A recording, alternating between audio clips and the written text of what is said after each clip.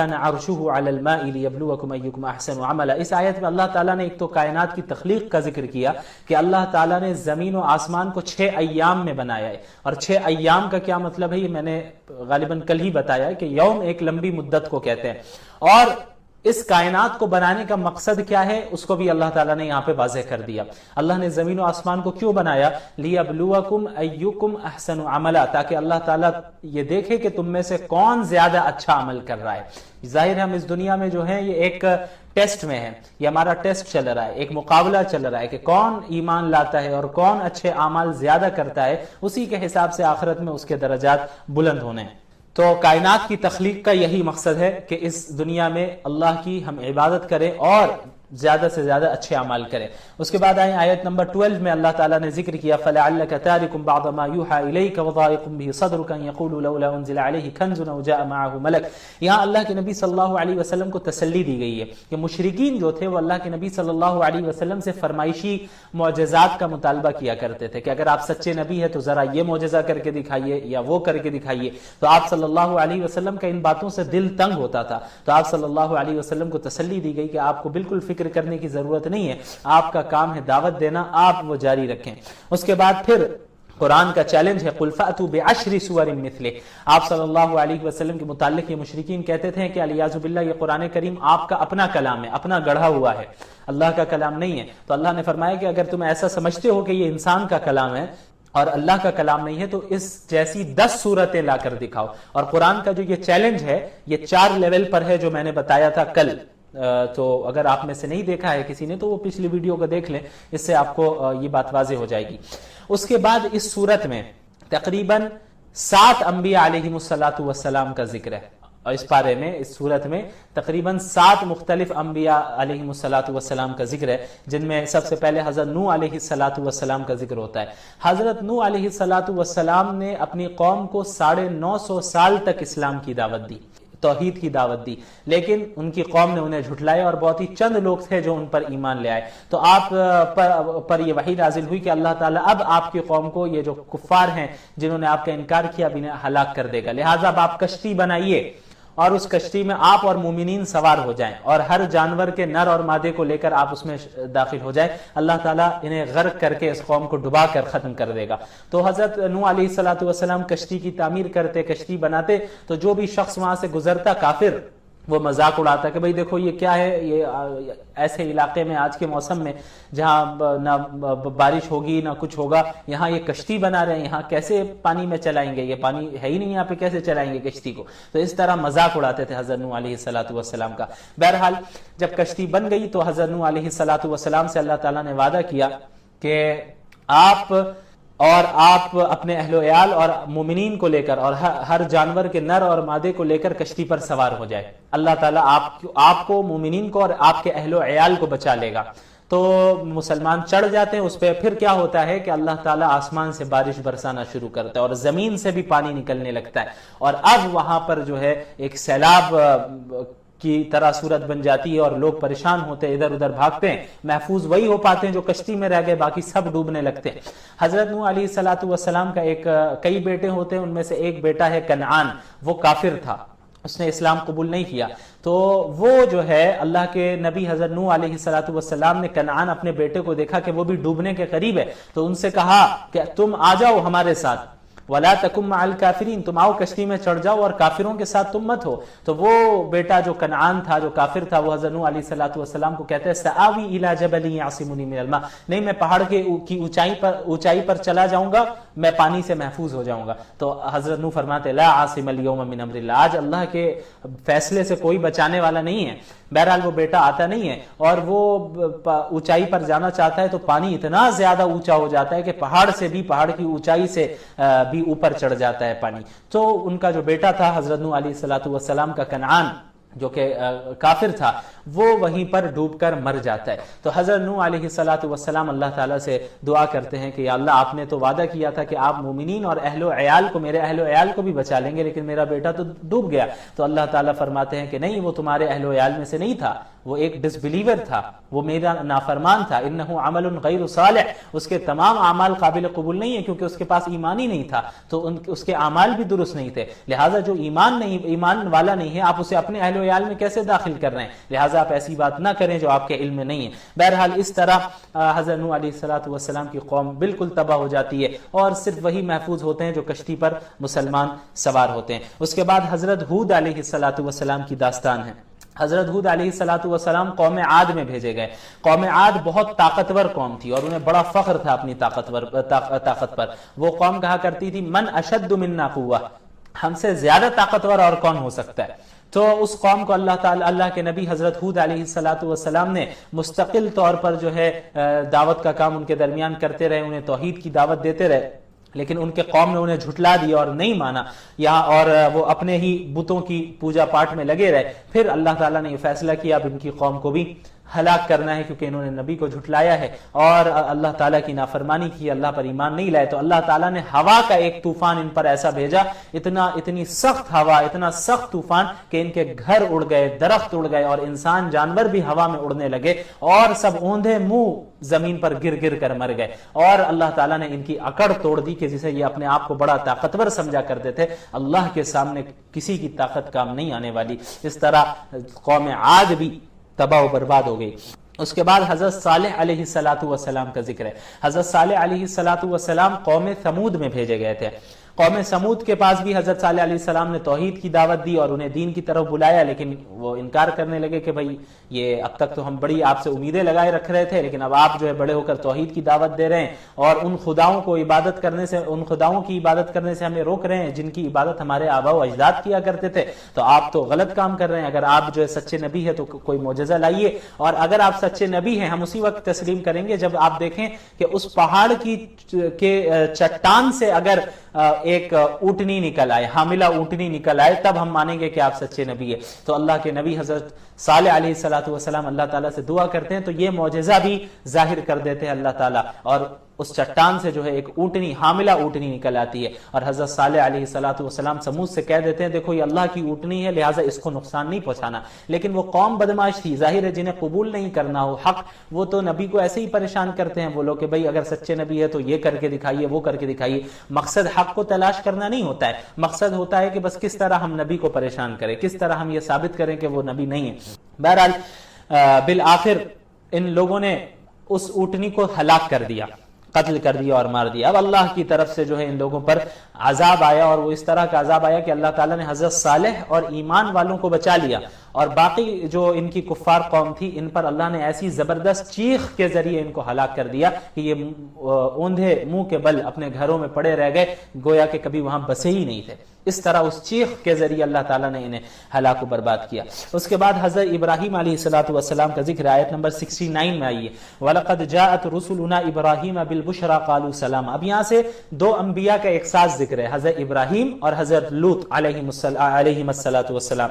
ہوتا یہ ہے کہ فرشتے حضرت ابراہیم علیہ السلام کے پاس انسانی شکل میں آتے ہیں، تو حضرت ابراہیم علیہ السلام مہمان سمجھ کر ان کے سامنے بھونا ہوا بچڑا رکھ دیتے ہیں کھانے کا سامان کہ بھئی وہ کھائے، مہمان ہے، لیکن وہ فرشتے کھاتے نہیں ہیں۔ تو حضرت ابراہیم کو شک ہو جاتا ہے اور اندیشہ ہوتا ہے کہ بھئی کہیں یہ فساد کی نیت سے نہ آئے ہو۔ بہرحال وہ تسلی دیتے ہیں حضرت ابراہیم علیہ السلام کو کہ ہم آپ کے پاس اس لیے آئے ہیں کہ ہم آپ کو اللہ تعالیٰ کی طرف سے خوشخبری دے دیں، بشارت دے دیں کہ باوجود اس کے کہ آپ بوڑھے ہیں، آپ کی اہلیہ بھی بوڑھی ہو گئی ہیں، لیکن اللہ تعالیٰ آپ کو ایک اور اولاد دے رہا ہے جس کا نام اسحاق ہونے والا ہے علیہ السلام۔ تو یہ خوشخبری ہم دینے آئے ہیں، اور اب ہم یہاں سے حضرت لوط کی قوم کے پاس جا رہے ہیں ان پر عذاب دینے کے لیے۔ تو وہ فرشتے آئے تھے عذاب دینے کے لیے اصل حضرت لوط علیہ السلام کی قوم پر، لیکن پہلے حضرت ابراہیم کے پاس بشارت دینے آئے، پھر اس کے بعد حضرت لوط علیہ السلام کے پاس گئے۔ تو حضرت ابراہیم نے کہا ان سے کہ بھئی وہاں پہ تو حضرت لوط بھی ہے، تو انہوں نے کہا کہ ہم جانتے ہیں وہاں پہ کون ہے، ہم حضرت لوط کو اور ان کے اہل و عیال کو اور مسلمانوں کو بچا دیں گے سوائے حضرت لوط کی بیوی کے، کیونکہ وہ بھی کفار کے ساتھ ملی ہوئی تھی، لہٰذا حضرت لوط کی بیوی بھی ہلاک ہوگی اور کفار بھی ہلاک ہو جائیں گے اور ان پر سخت عذاب آنے والا ہے۔ تو حضرت ابراہیم نے ان سے بات کی تو انہوں نے کہہ دیا کہ آپ کچھ نہ کہیں، یہ تو اللہ کا فیصلہ آ چکا ہے، اب یہ فیصلہ ریجیکٹ نہیں ہونے والا ہے، یہ جو عذاب لوط علیہ السلام کی قوم پر آنے والا ہے یہ ریجیکٹ نہیں ہونے والا ہے۔ بہرحال خوشخبری حضرت ابراہیم کو خوشخبری دینے کے بعد وہ فرشتے آ جاتے ہیں حضرت لوط علیہ السلام کے پاس۔ لوط علیہ السلام کی جو قوم تھی ان میں بہت سی برائیاں تھی، لیکن جو سب سے بڑی برائی ان کے یہاں تھی وہ ہومو سیکشولیٹی کی برائی تھی۔ تھی، وہ ہم جنس پرستی میں مبتلا تھے کہ مرد مرد کے ذریعے اپنی جنسی خواہشات پورا کرتا تھا. تو اتنا سخت جرم ہے یہ، اتنی بڑی یعنی برائی ہے یہ کہ ان سے پہلے یہ کام ہومو سیکشوالٹی والا کام کسی نے نہیں کیا تھا پوری دنیا میں. قوم لوط وہ سب سے پہلی قوم ہے جنہوں نے ہومو سیکشوالٹی میں وہ مبتلا ہوئی اور اس کے بعد کے لوگ پھر مبتلا ہوئے. تو اتنا سخت یہ جرم ہے کہ حضرت لوط نے اتنا سمجھایا علیہ السلام نے، لیکن وہ نہیں مانے، اور ان کو وہ کہتے کہ بہت زیادہ آپ پاک بن رہے ہیں، پاک و صاف بن رہے ہیں، بہت زیادہ نیک بن رہے ہیں، آپ نکل جائیں یہاں سے، اور ان کی بات نہیں مانے. تو اب فرشتے وہ آ گئے ان کے پاس، حضرت لوط علیہ السلام کے پاس، اور انہوں نے کہہ دیا کہ آپ اپنے اہل و عیال کو لے کر رات ہی میں نکل جائیں، کیونکہ صبح کے وقت جو ہے عذاب آنے والا ہے. فَإِنَّ مَوْعِدَهُمُ الصُّبْحُ أَلَيْسَ الصُّبْحُ بِقَرِيبٍ، کہ ان کا جو وقت مقررہ ہے، اپوائنٹڈ ٹائم ہے، وہ صبح کا وقت ہے. صبح کے وقت میں ان پر عذاب آنے والا، اور صبح بہت قریب ہے، لہٰذا آپ مسلمانوں کو لے کر راتوں رات میں ہی نکل جائیں، بہت زبردست عذاب آنے والا ہے اس قوم پر. تو سوائے اپنی بیوی کو کہ آپ اپنی بیوی کو چھوڑ دیں، بیوی کو نہ لے جائیں کیونکہ وہ بھی کفار کے ساتھ ہیں، وہ بھی عذاب میں مبتلا ہونے والی ہیں، یہ اللہ کا فیصلہ ہے. تو حضرت لوط علیہ السلام مسلمانوں کو لے کر رات میں ہی روانہ ہو جاتے ہیں، اور ان سے کہا جاتا ہے آپ پیچھے مڑ کر بھی بستی کو نہ دیکھیں. وہاں سے وہ چلے جاتے ہیں، اور جب اب صبح کا وقت آتا ہے تو اللہ تعالیٰ اس فرشتوں کے ذریعے اس بستی کو، قوم لوط کو، ان کی زمین کے ساتھ یوں اوپر اٹھاتا ہے اور یوں الٹ کر پٹک دیتا ہے، اور پھر اوپر سے پتھر کی بارش ان پر کرتا ہے، پتھر برساتا ہے اللہ تعالیٰ ان کے اوپر. اتنے سخت جرم میں وہ مبتلا تھے، اور اس کی اتنی سخت سزا دی گئی کہ بالکل اوپر سے اٹھا کر اللہ تعالیٰ نے یوں پٹک دیا اسے، اور وہ قوم ختم ہو گئی، ان کا نام و نشان مٹ گیا صفحہ ہستی سے. اور اوپر سے پھر اللہ تعالیٰ نے زبردست طریقے سے پتھر کے ذریعے بھی ان پر عذاب بھیجا. بہرحال اس طرح قوم لوط بھی ہلاک ہوتی ہے. اس کے بعد اب قوم شعیب، حضرت شعیب علیہ السلام اور قوم شعیب علیہ السلام کا ذکر ہے. قوم شعیب جو ہے مدین کے علاقے میں آباد تھی.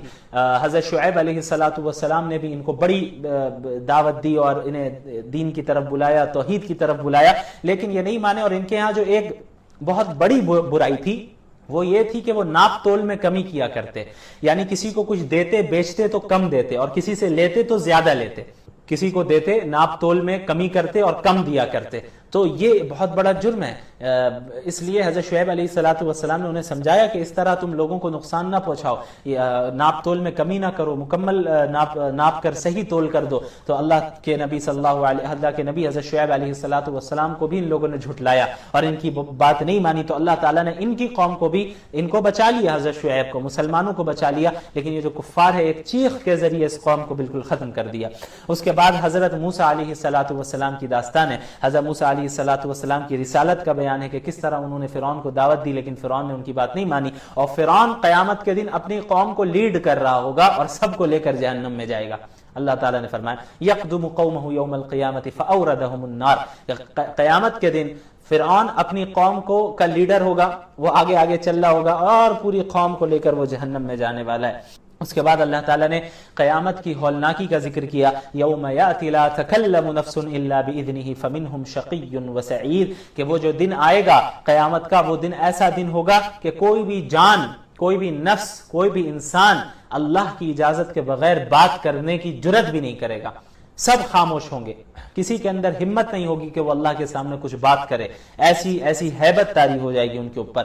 فمنہم شقی وسعید، تو ان میں بعض شقی ہوں گے، بدبخت ہوں گے جو جہنم میں رہیں گے، اور ان میں بعض سعید ہوں گے، نیک بخت ہوں گے، خوش بخت ہوں گے، جو مومنین ہوں گے وہ جنت میں رہیں گے. اس کے بعد اللہ کے نبی صلی اللہ علیہ وسلم کو استقامت کا حکم دیا گیا. فاستقم کما امرت ومن تاب معک، کہ آپ اور آپ کے ساتھ جو ہیں مسلمان، انہیں چاہیے کہ استقامت کے ساتھ وہ جم جائے اس طرح جس طرح حکم دیا گیا. پہلے تو انبیاء علیہ السلام کا ذکر ہے، 7 انبیاء کے واقعات کا ذکر ہے، پھر اب اللہ کے نبی کو حکم ہو رہا ہے کہ آپ استقامت سے جمئیے. مسلمانوں کو حکم ہو رہا ہے استقامت کے ساتھ جم جاؤ. تو ان واقعات کو بیان کرنے کا مقصد ہی یہ تھا کہ مسلمانوں کو تسلی دی جائے کہ پہلے بھی اسلام کو جھٹلایا گیا، پہلے بھی انبیاء کو جھٹلایا گیا، یہ کوئی نئی چیز آپ کے ساتھ نہیں ہو رہی ہے. لہٰذا جس طرح حضرت شعیب کو حضرت لوط کو، حضرت صالح کو، حضرت ہود کو، حضرت نوح کو، حضرت موسیٰ کو جھٹلایا گیا، اس طرح آپ کو محمد رسول اللہ صلی اللہ علیہ وسلم کو بھی جھٹلایا جا رہا ہے، اور جس طرح انہیں ان مسلمانوں کو تکلیف پہنچائی گئی اس طرح آپ کو بھی تکلیف پہنچائی جا رہی ہے، لیکن آپ کو گھبرانا نہیں ہے، بلکہ آپ کو استقامت کے ساتھ ڈٹے رہنا ہے، جمے رہنا ہے، اللہ کی اطاعت کرتے رہنا ہے۔ یہ حالات سخت ہوتے ہیں لیکن پھر اللہ تعالی حالات کو آسان بناتا چلا جاتا ہے، مومنین کو اللہ آزمائش میں مبتلا کرتا ہے۔ یہ جنت کا جو سودا یہ کوئی معمولی سودا نہیں ہے، یہ کوئی فری میں ہی نہیں ملنے والی ہے جنت، بلکہ اس کے لیے قربانیاں دینی ہوں گی، تکلیف کا سامنا کرنا ہوگا، مشکلات کا سامنا کرنا ہوگا، اور اللہ کی اطاعت پر جمے رہنا ہوگا، تب جا کر یہ جنت حاصل ہونے والی ہے۔ اس کے بعد اللہ تعالیٰ نے نماز کو قائم کرنے کا حکم دیا، اور نماز کو قائم کرنے کا جو فائدہ ہے اس کا ذکر کیا۔ وَأَقِمِ الصَّلَاةَ طَرَفَيِ النَّهَارِ وَزُلَفًا مِنَ اللَّيْلِ إِنَّ الْحَسَنَاتِ يُذْهِبْنَ السَّيِّئَاتِ ذَلِكَ ذِكْرَىٰ لِلذَّاكِرِينَ۔ اس میں اللہ تعالیٰ نے فرمایا کہ نماز قائم کرو، یعنی اہتمام کے ساتھ۔ نماز قائم کرنے کا مطلب ہی یہ ہوا کہ اہتمام کے ساتھ پڑھا جائے، کبھی پڑھ لیا کبھی نہیں، یہ نماز قائم کرنے میں داخل نہیں ہے۔ نماز قائم کرنا اسی وقت ہوتا ہے کہ جب آپ پابندی اور اہتمام کے ساتھ، کنسسٹنسی کے ساتھ تمام فرائض، واجبات، سنن و مستحبات، آداب، خشوع، خضوع سب کا لحاظ رکھ کر آپ نماز ادا کریں اور کنسسٹنسی کے ساتھ کریں، تبھی اسے اقامت الصلاۃ کہتے ہیں۔ اس کے بعد نماز قائم کرنے کا اللہ نے فائدہ بتایا، ان الحسنات یذہبن السیئات، کہ نیکیاں گناہوں کو ختم کر دیتی ہیں، یعنی آپ نماز پڑھیں گے تو نماز پڑھنے سے بھی آپ کے پچھلے گناہ معاف ہوتے رہیں گے۔ آپ کوئی بھی نیک کام کریں گے تو نیکیاں پچھلے گناہوں کو معاف کرواتی رہتی ہیں، ختم کرواتی رہتی ہیں۔ لیکن یہ کون سے گناہ ہیں؟ وہ گناہ ہیں جو گناہ صغیرہ ہے، وہ نیک اعمال کے ذریعے بھی دھلتے رہتے ہیں، صاف ہوتے رہتے ہیں، لیکن جو گناہ کبیرہ ہے اس کے لیے توبہ کرنا ضروری ہے، بغیر توبہ کیے وہ گناہ ایسے ہی معاف نہیں ہوتے۔ اس کے بعد اللہ تعالیٰ نے ان سابقہ انبیاء علیہم الصلاۃ والسلام کے جو واقعات بیان کیے، اس کی حکمت بیان کی۔ وَكُلًّا نَقُصُّ عَلَيْكَ مِنْ أَنْبَاءِ الرُّسُلِ مَا نُثَبِّتُ بِهِ فُؤَادَكَ وَجَاءَكَ فِي هَذِهِ الْحَقُّ وَمَوْعِظَةٌ وَذِكْرَىٰ لِلْمُؤْمِنِينَ، کہ ہم نے جو انبیاء علیہم الصلاۃ والسلام